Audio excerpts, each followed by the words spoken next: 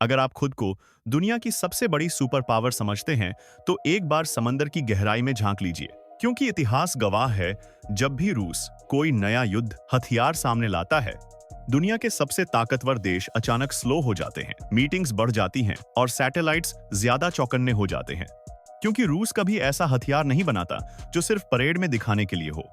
और इस बार रूस की उस खौफनाक लिस्ट में जुड़ गया है समंदर के नीचे सोता हुआ एक राक्षस। कुछ लोग इसे sleeping monster of the ocean कहते हैं, और सच ये है, आज तक किसी देश के पास इसका पूरा सटीक जवाब नहीं है। गहरे समुद्र में, जहां सूरज की एक किरण भी नहीं पहुंचती, जहां दबाव इंसान को सेकंडों में कुचल दे, वहीं कहीं 184 मीटर लंबा, 30,000 टन वजनी एक ऐसा हथियार चुपचाप मौजूद है, जो न रेडार पर दिखता है, न सोनार पर पकड़ा जाता है।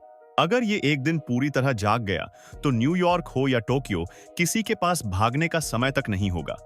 आज की ये कहानी किसी फिल्म की स्क्रिप्ट नहीं, ये कहानी है रूस की सबसे रहस्यमयी पनडुब्बी बेलगोरोड की। रूस को हल्के में लेते हैं, वो एक बात भूल जाते हैं। सोवियत दौर से लेकर आज तक रूस ने जब जब हथियार बनाए, वो गेम चेंजर बने। चाहे टैंक हों, हाइपरसोनिक मिसाइलें हों या परमाणु पनडुब्बियां, रूस दिखावे में विश्वास नहीं करता। वो हथियार बनाता है जरूरत पड़ने पर दुनिया रोक देने के लिए। बेलगोरोड उसी सोच का अगला कदम है। अब जरा इसके आकार को समझिए। लंबाई 184 मीटर, फुटबॉल स्टेडियम जितनी ऊंचाई, 15 मीटर वजन, 30,000 टन, इतनी बड़ी कि इसके अंदर एक छोटी पनडुब्बी और स्पेशल अंडरवाटर रोबोट्स तक रखे जा सकते हैं। लेकिन असली डर साइज नहीं है, असली डर है इसकी खामोशी। ये पनडुब्बी पानी के नीचे ऐसे चलती है जैसे कोई परछाई। आधुनिक सोनार भी इसे पकड़ने में फेल हो जाते हैं। इसीलिए नेटो देशों के अंदर इसे कहा जाता है इनविजिबल हंटर। इस प्रोजेक्ट को रूस ने 6 साल से ज्यादा वक्त तक दुनिया से छुपा कर रखा।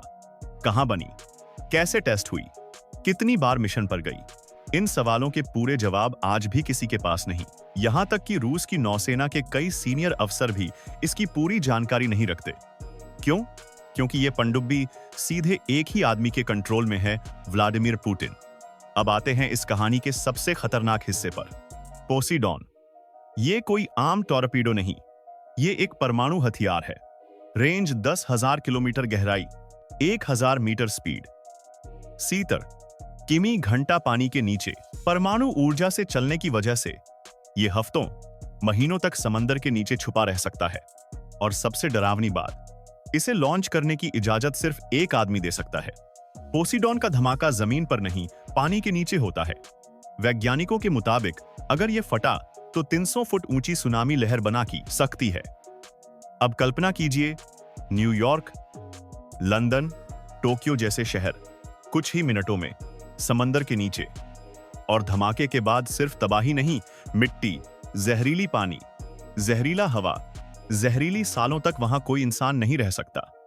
इसीलिए एक्सपर्ट्स इसे कहते हैं डूम्सडे वेपन। बेलगोरोड सिर्फ शहर नहीं, डुबो सकती, ये पूरी दुनिया को अंधा भी कर सकती है। दुनिया का 90% इंटरनेट समंदर के नीचे बिछी फाइबर ऑप्टिक केबल्स से चलता है। रिपोर्ट्स कहती हैं ये पनडुब्बी उन केबल्स को काट सकती है।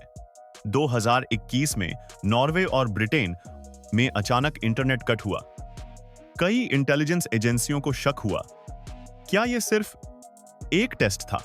इसके अंदर मौजूद हैं अंडर वाटर जासूसी रोबोट, दुश्मन पनडुब्बी ट्रैकर, सीक्रेट मिशन मॉड्यूल्स कहा जाता है। इसके अंदर एक गुप्त कमरा है जहां खुफिया एजेंसी के लोग रहते हैं। आम नाविकों को भी नहीं पता वो वहां क्या करते हैं। अमेरिकी डिफेंस एक्सपर्ट मानते हैं बेलगोरोड रूस की अल्टीमेट इंश्योरेंस पॉलिसी है। ये लड़ने के लिए नहीं, डराने के लिए मौजूद है। इसका वजूद ही दुनिया की राजनीति पर एक अदृश्य दबाव बनाता है। कोई देश इसे जगाना नहीं चाहता, क्योंकि सब जानते हैं अगर ये जाग गई तो ये सिर्फ हमला नहीं होगा, ये एक संदेश होगा। अगर आप सोचते हैं कि ये पनडुब्बी किसी आम समुद्र में घूमती है, तो आप 10 कदम पीछे हैं।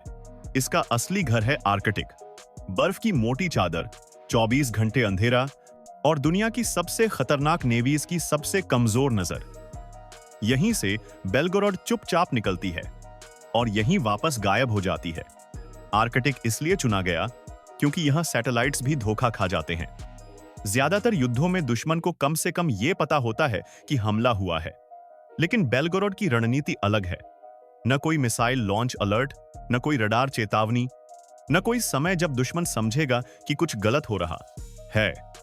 तब तक बहुत देर हो चुकी होगी।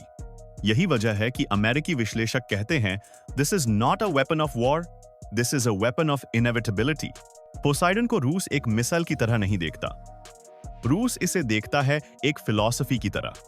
मतलब साफ है, अगर रूस मिटा तो सामने वाला भी बचेगा नहीं। इसीलिए इसे न्यूक्लियर डिटेरेंस 2 कहा जाता है। कोई डॉग फाइट नहीं, कोई लंबा युद्ध नहीं, सीधा फाइनल चैप्टर।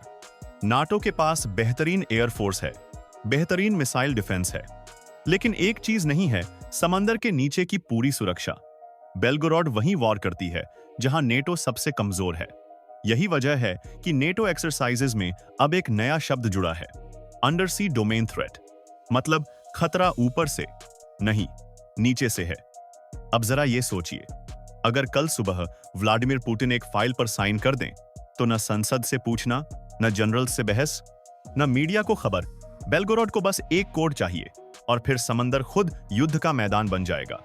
बेलगोरोड दुश्मन को मौका ही नहीं देती कि वो प्लान बना सके। और जिस युद्ध में तैयारी का समय न मिले, वो युद्ध पहले ही हार चुका होता है।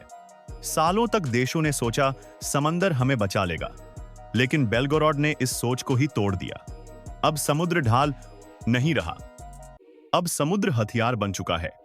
जहां शहर डूब सकते हैं, जहां महाद्वीप अलग थलग पड़ सकते हैं, जहां पूरी सभ्यता एक झटके में पीछे जा सकती है। बेलगोरोड का सबसे बड़ा असर मिलिट्री नहीं, मनोवैज्ञानिक है। शेयर मार्केट घबराता है, इंश्योरेंस कंपनियां डरती हैं। ये पनडुब्बी सीधे हमला करे या न करे, इसका वजूद ही दुनिया को डिफेंसिव मोड में डाल देता है। और जब दुश्मन खुद ही पीछे हटने लगे, तो युद्ध जीत लिया जाता है बिना लड़े। लोग पूछते हैं, क्या इसे रोका जा सकता है? सच्चाई ये है, ये जमीन पर नहीं, ये हवा में नहीं, ये सैटेलाइट रेंज से नीचे है। ये उस जगह है जहां इंसानी टेक्नोलॉजी सबसे ज्यादा कमजोर है। इसलिए दुनिया के पास इसका कोई परफेक्ट आंसर नहीं है। अब जरा ये सोचिए, कोई मिसकम्युनिकेशन, कोई गलत सिग्नल, कोई इंसानी गलती, और अचानक एक ऐसा हथियार जो सिर्फ डराने के लिए बना था, असलियत बन जाए। इसीलिए एक्सपर्ट्स कहते हैं, सबसे खतरनाक हथियार वो होता है जिसे इस्तेमाल करने की जरूरत ही न पड़े। तो अगली बार जब कोई कहे हम दुनिया की सबसे बड़ी ताकत हैं, तो बस इतना पूछना, समंदर के नीचे क्या हाल है?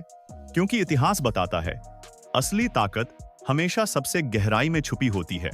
और बेलगोरोड आज भी वहीं है, सोती हुई, लेकिन पूरी तरह तैयार। तो सवाल यह नहीं कि बेलगोरोड इस्तेमाल होगी या नहीं, सवाल यह है, क्या दुनिया इतनी समझदार है कि इसे कभी जगाने की नौबत ना आए? क्योंकि समंदर के नीचे सोया यह राक्षस आज भी वहीं है, खामोश लेकिन पूरी तरह तैयार। वीडियो कैसा लगा? कमेंट करें, चैनल को सब्सक्राइब करें। जय हिंद।